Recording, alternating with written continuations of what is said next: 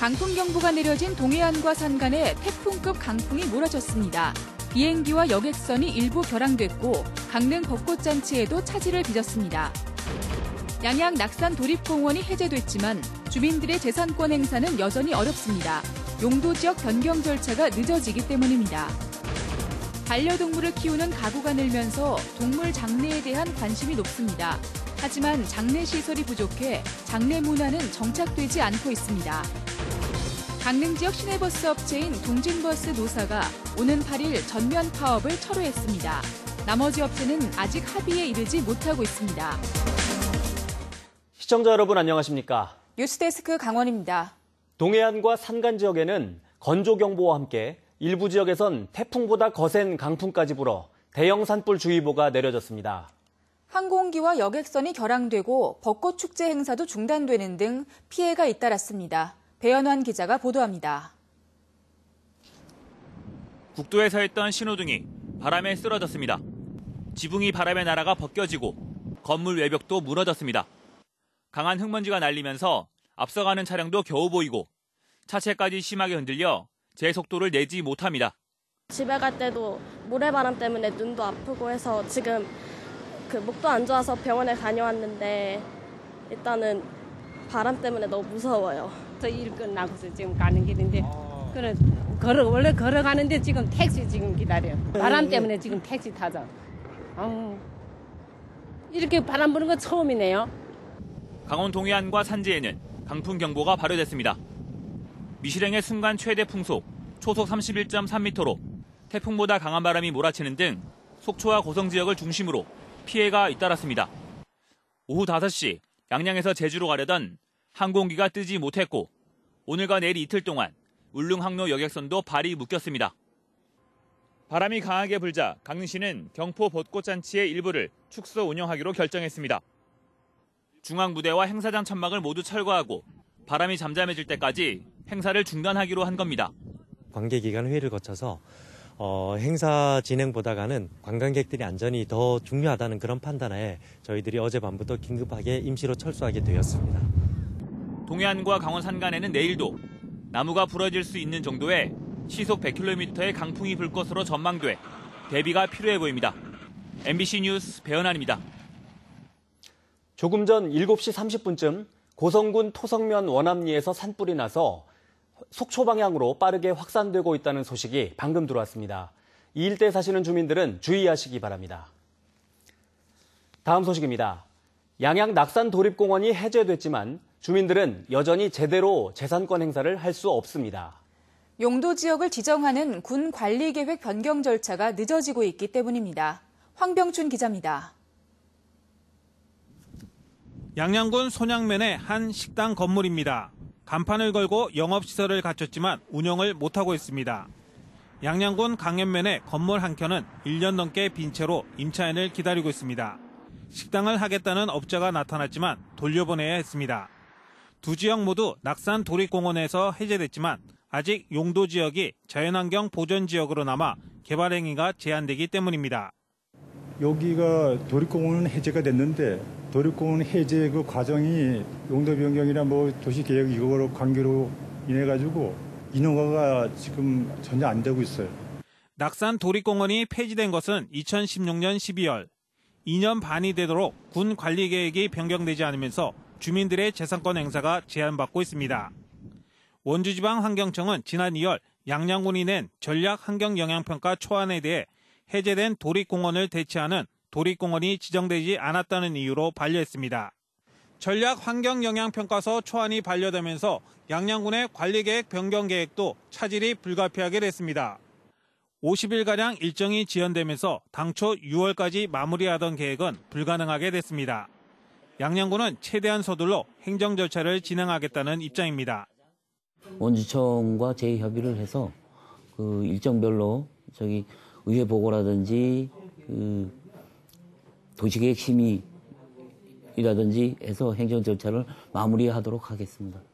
공원 해제 후 규제를 벗어날 것으로 기대했던 주민들은 오히려 고통이 가중되면서 집단 행동도 불사하겠다는 입장입니다. MBC 뉴스 황병춘입니다. 강릉 시내 노선을 운행하는 동진버스 노사가 오는 8일로 예고했던 파업을 취소하기로 합의했습니다. 강릉시에 따르면 동진버스 노사는 임금 협상 등 쟁점에 대해 협상을 타결하고 오는 8일로 예고했던 파업을 취소했습니다. 그러나 강릉 사천과 옥계 일부 노선을 운행하는 동해상사고속과 강원여객 노사는 아직 협상을 타결하지 못해 강릉시는 전세버스 투입 등 대책을 준비하고 있습니다. 3.1운동 100주년을 맞아 오늘 양양군청 앞 사거리에서 양양 만세운동 재현 행사가 열렸습니다. 양양문화원이 마련한 이번 행사에는 주민들과 유족 등 1000여 명이 참가해 태극기를 흔들고 독립만세를 외쳤습니다. 양양 지역의 3.1 만세운동은 지난 1919년 4월 3일부터 9일까지 일주일 동안 15,000명 이상이 참여한 가운데 전개됐고 전국에서 가장 치열했던 것으로 평가받고 있습니다. 개나 고양이 등 반려동물을 키우는 가구가 늘면서 동물 장례에 대한 관심도 커지고 있습니다.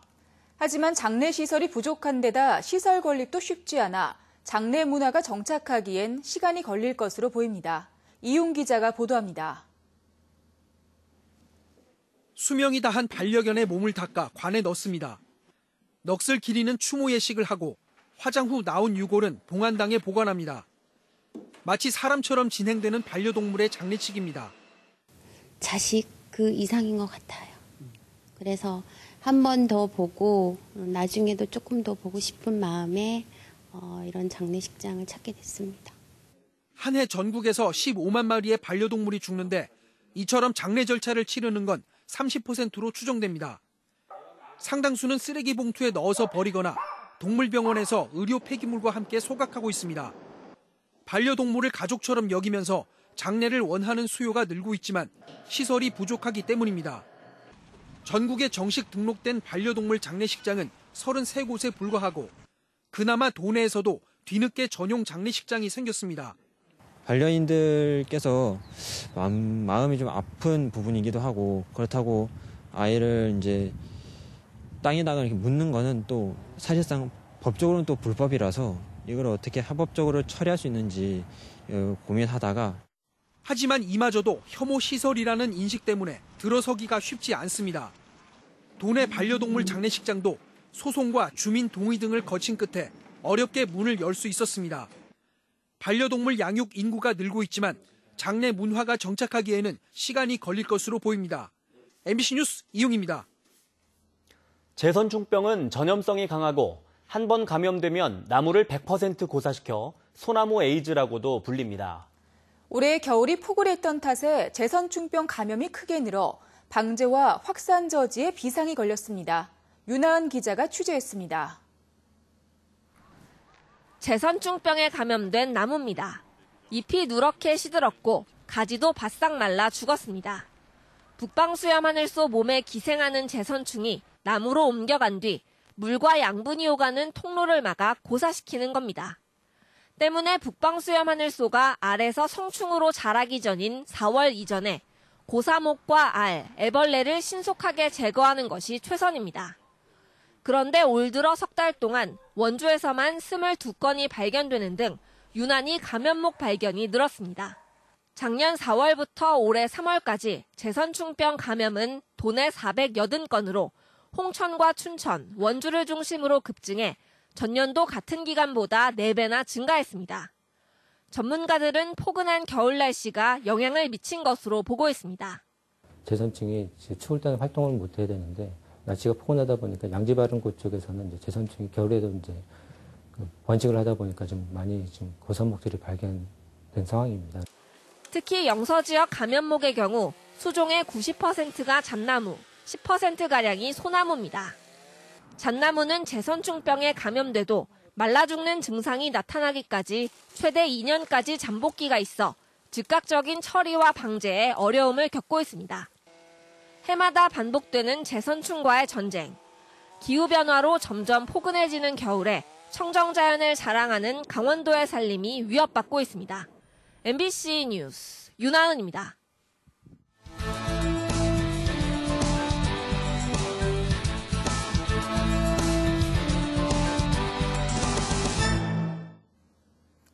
강릉시와 태백시, 춘천시가 문화체육관광부에서 공모한 문화적 도시재생 사업지로 최종 선정됐습니다. 강릉시는 중앙동 서부시장 일대에 주민 커뮤니티 사업을 추진하고 태백시는 철암역 일대에 쇠바웃골 역사 문화장터 만들기 사업을 추진합니다. 전국 19곳이 선정된 문화적 도시재생 사업지에는 한 곳당 3억 원 내외의 국비가 지원됩니다. 오는 8일 도내 시내버스 업체들의 총파업 운행 중단에 대비해 영북 지역 시군이 비상수송 대책을 추진합니다. 속초시는 현재 운행 중인 27개 노선 가운데 10개 노선에 전세버스 11대를 배치하고 벽지 지역 희망택시 투입과 택시 4부제를 해제할 계획입니다. 고성군도 14개 노선에 전세버스와 군부대 차량 등 버스 20대 투입을 준비하고 있습니다. 한편 도내 운수업체들이 근로시간 단축에 따른 임금 인상을 요구하고 있는 가운데 오는 7일 노사협상이 결렬되면 버스 운행 중단에 따른 교통 불편이 우려됩니다. 강릉시가 처음 도입한 외국인 관광택시 발대식이 오늘 오후 KTX 강릉역에서 열렸습니다. 오늘 발대식은 외국인 관광택시 50대에 인증서를 전달하고 외국인 관광객 100여 명을 대상으로 강릉 지역 관광명소 팸투어를 통해 의견을 수렴했습니다. 외국인 관광택시는 KTX 강릉역 도착 이후 연계 교통망 부족과 외국인 관광객들의 불편을 해소하기 위해 도입했습니다. 삼척시가 올해 처음으로 중고등학생들에게 교복을 무상 지원했습니다. 삼척시는 지난해 제정한 조례에 따라 교육청을 통해 중고등학교 신입생 교복비 3억 8,100만 원을 지원했습니다. 중고등학교 신입생과 전학생에게는 겨울과 여름 교복을 한 벌씩 한 명당 38만 1,000원이 지원됩니다. 2019 강원도 소년체육대회가 오늘부터 사흘 동안 영월을 주 개최지로 도내 7개 시군에서 열립니다. 이번 소년체전에는 도내 초중학생 선수와 임원 등 4,300여 명이 참가하며 초등 21개, 중등 31개 종목의 경기가 펼쳐집니다. 특히 이번 대회는 화합과 희망, 스포츠 문화 축전을 목표로 다양한 예술 공연과 진로 박람회 등이 대회 기간 동안 이어집니다. 성적이 우수한 선수는 다음 달 전북에서 열리는 제48회 전국 소년체전에 도 대표로 참가하게 됩니다. 강릉관광개발공사 사장 공석이 한 달 넘게 이어지는 가운데 지난 2일 마감된 사장 재공모에 18명이 지원했습니다. 강릉관광개발공사는 내일 임원추천위원회 서류심사와 면접심사를 거쳐 최종 후보자 2-3명을 강릉시장에게 추천할 계획입니다. 신임 강릉관광개발공사 사장은 이달 중순쯤 최종 결정될 전망이며 사장 임기는 3년에 1년 단위로 연임이 가능합니다. 동해시의 지역 안전도가 크게 개선됐습니다. 동해시는 지난해 행정안전부의 지역 안전도 진단에서 2등급을 받아 전년에 비해 3등급이 향상됐다고 밝혔습니다. 동해시의 지역 안전도는 2016년까지 4년 연속 7등급, 2017년에는 5등급이었습니다. 지역 안전도는 자연재해 대책법에 따라 행정안전부가 전국의 시군구를 대상으로 재해 위험 요인과 예방 대책 등을 평가해 10개 등급으로 분류하며 1등급에 가까울수록 안전함을 표시합니다. 청명과 한시기를 앞두고 산불 예방과 감시 활동이 강화됩니다. 강원도는 최근 건조특보와 강풍특보가 함께 발령되는 등 대형 산불 위험성이 높아지고 있어 산불 방지 특별대책 기간을 오는 21일까지 연장한다고 밝혔습니다. 청명 한시길 전후에는 공무원을 산불 취약지에 전진 배치하고 기동 단속반을 운영하기로 했습니다. 정부가 발표한 비무장지대 평화둘레길 개방 계획에 대해 환경단체가 생태계 파괴라며 중단을 요구했습니다. 환경운동연합은 오늘 기자회견을 통해 졸속 DMZ 평화둘레길 개방 계획을 즉각 폐기하고 DMZ 일원 보전을 위한 전략을 수립하라고 주장했습니다. 이들은 군사분계선 남방 15km 이내 민북 지역은 77% 이상이 보전 대상인 1, 2등급지로 지정될 만큼 생태적 가치가 매우 높은 곳이라고 강조했습니다. 속초 산불이 영랑호 인근과 속초 교도소 인근까지 확산되고 있다고 합니다. 뉴스를 마칩니다. 고맙습니다.